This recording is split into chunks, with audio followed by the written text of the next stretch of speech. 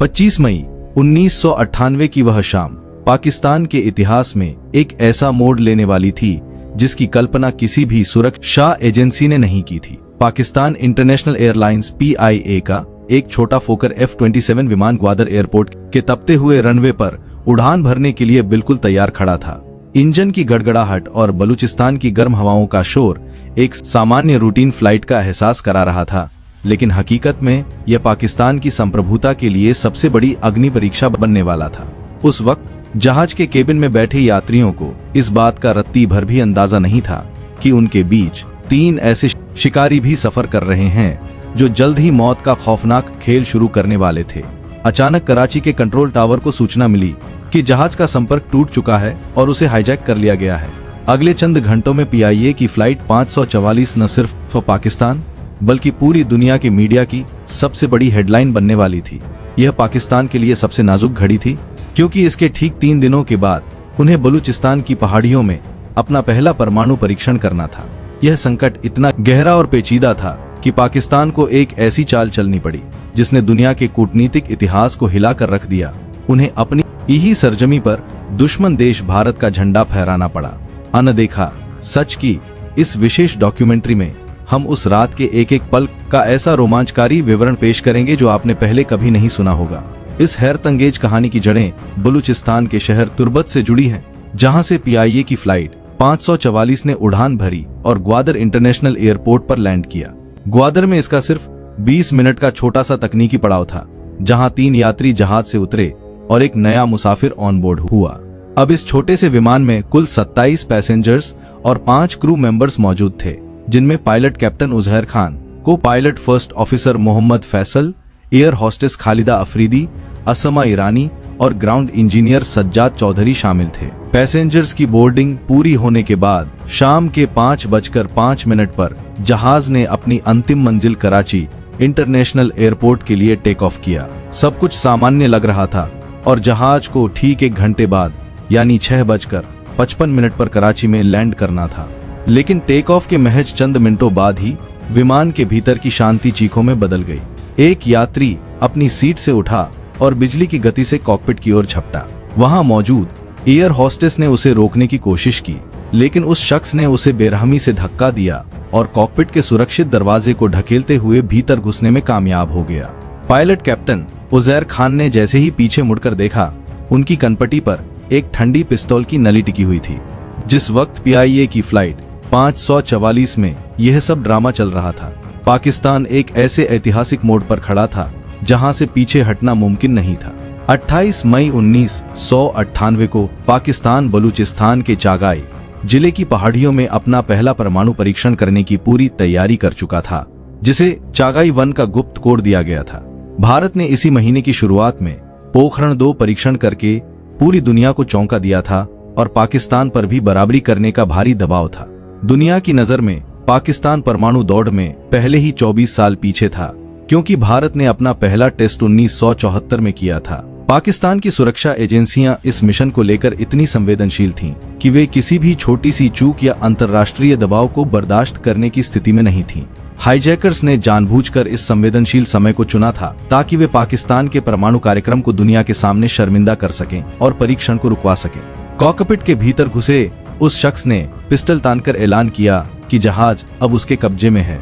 बाहर passenger cabin में उसके 2 और साथी भी अपनी सीटों से खड़े हो गए और हथियारों के जोर पर तमाम मुसाफिरों को बंधक बना लिया। उन्होंने सभी यात्रियों को चेतावनी दी कि यदि किसी ने भी चालाकी की तो वे पूरे जहाज को बम से उड़ा देंगे, जो उनमें से एक ने अपने शरीर पर आत्मघाती बेल्ट के रूप में बांधा हुआ है। जहाज के भीतर मौत जैसा सन्नाटा पसर गया और कैप्टन उजैर खान ने यात्रियों को शांत करने के लिए अनाउंसमेंट की कि विमान अब हाईजैकर्स के नियंत्रण में है। हाईजैकर्स हुलिये से पढ़े लिखे नहीं लग रहे थे। उन्होंने पारंपरिक सलवार कमीज पहन रखी थी और उनके बलूचिस्तान से होने की प्रबल संभावना थी, क्योंकि वे तुर्बत और ग्वादर के इलाके से सवार हुए थे। आखिर ये हाईजैकर्स चाहते क्या थे? बलूचिस्तान, जो क्षेत्रफल के हिसाब से पाकिस्तान का सबसे बड़ा प्रांत है, वहाँ के कुछ कबीले लंबे समय से पाकिस्तान की केंद्रीय हुकूमत के खिलाफ संघर्ष कर रहे थे। उनका मानना था कि उनकी जमीन के प्राकृतिक संसाधनों का गलत इस्तेमाल किया जा रहा है। 28 मई को होने वाले परमाणु परीक्षण को लेकर स्थानीय आबादी में भारी डर था, कि इसके रेडियोधर्मी नतज परिणाम उनके भविष्य और पर्यावरण को तबाह कर देंगे। इन तीनों हाईजैकर्स शाह सवार बलोच, साबिर बलोच और साबिर रिंद का मुख्य मकसद इस परमाणु परीक्षण को रोकना और अपनी मांगों को अंतर्राष्ट्रीय स्तर पर पहुंचाना था। उन्होंने कैप्टन उजैर खान से मांग की कि जहाज को कराची ले जाने के बजाय सीधे भारत की राजधानी नई दिल्ली ले जाया जाए। उन्हें लगा कि चूंकि भारत और पाकिस्तान के संबंध तनावपूर्ण हैं, इसलिए उन्हें भारत में लैंड करने पर एक सॉफ्ट कॉर्नर मिलेगा और दुनिया उनकी बात सुनेगी।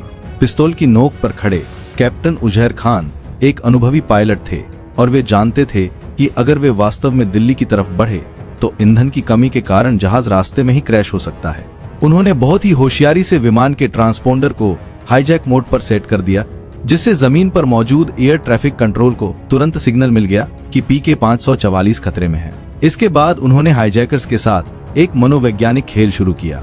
कैप्टन ने उन्हें समझाया, यह फोकर जहाज एक छोटा विमान है और इसमें इतना ईंधन नहीं होता कि यह 1100 किलोमीटर दूर दिल्ली तक का सफर तय कर सके।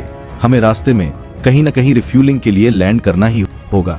कैप्टन ने उन्हें झांसा दिया कि वे भारत के गुजरात प्रांत में स्थित भुज एयरपोर्ट पर लैंड करेंगे, जो कराची से नजदीक है। हाईजैकर्स, जिन्हें विमान की तकनीकी सीमाओं का ज्ञान नहीं था, इस बात के लिए राजी हो गए।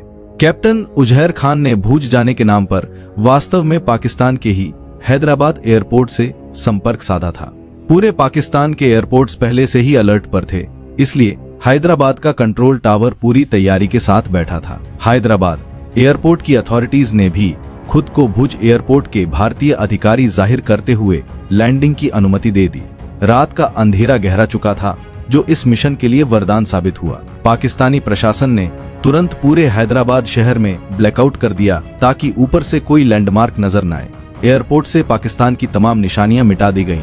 टर्मिनल बिल्डिंग पर लिखा हैदराबाद का नाम छुपा दिया गया और सबसे बड़ा कदम उठाते हुए वहां पाकिस्तान का झंडा उतारकर भारत का तिरंगा लहरा दिया गया।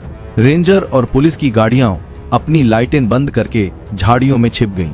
जब रात के वक्त जहाज ने रनवे को छुआ तो हाईजैकर्स को खिड़की से तिरंगा लहराता दिखा और उन्हें पूरा यकीन हो गया कि वे भारत की सरजमी पर पहुंच चुके हैं। लैंडिंग के करीब 1 घंटे बाद जहाज का दरवाजा खुला और ग्राउंड इंजीनियर सज्जाद चौधरी को खाना पानी लाने के लिए बाहर भेजा गया। यहाँ पाकिस्तानी अधिकारियों ने एक ऐसा नाटक रचा जो किसी फिल्म से कम नहीं था। SSP अख्तर गोरचानी ने अपना नाम मनोज कुमार रखा, ASP उस्मान अनवर रामचंद्र बने और डिप्टी कमिश्नर सोहेल शाह गोपी चंद का किरदार निभाने लगे। वे सिविल ड्रेस में जहाज के करीब गए और हाईजैकर्स को भोजन और सिगरेट पहुंचाई। SSP अख्तर बलोच भाषा जानते थे, जिससे उन्हें हाईजैकर्स की आपसी बातचीत और उनकी घबराहट को समझने में मदद मिली। हाईजैकर्स ने नकली भारतीय अधिकारियों के सामने अपनी मांगे रखी। वे भारत में पाकिस्तान के हाई कमिश्नर से मिलना चाहते थे और परमाणु परीक्षण रुकवाना चाहते थे। पाकिस्तानी अधिकारी जानते थे कि जैसे ही सूरज निकलेगा उनकी पूरी पोल खुल जाएगी, क्योंकि हैदराबाद और भुज का भूगोल पूरी तरह अलग है। सुबह होने में सिर्फ 2 घंटे बाकी थे और इस्लामाबाद से आ रहे पाकिस्तान आर्मी के SSG कमांडो के दस्ते का कोई अता पता नहीं था। SSP अख्तर ने महसूस किया कि अब और इंतजार करना घातक हो सकता है।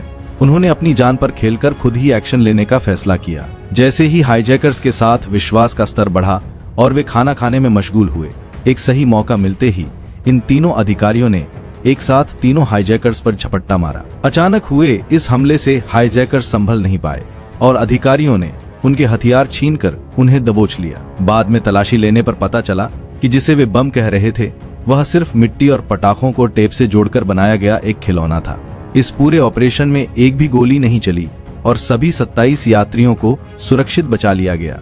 तीनों हाईजैकर्स शाह सवार बलोच, साबिर बलोच और साबिर रिंद को गिरफ्तार कर लिया गया और बाद में उन्हें कड़ी सजा सुनाई गई। यह ऑपरेशन पाकिस्तान की सुरक्षा एजेंसियों की हाजिर जवाबी और कैप्टन उजैर खान की बुद्धिमानी का एक अनूठा उदाहरण बन गया। अगर उस रात यह हाईजैक सफल हो जाता तो शायद पाकिस्तान के परमाणु इतिहास की कहानी कुछ और ही होती।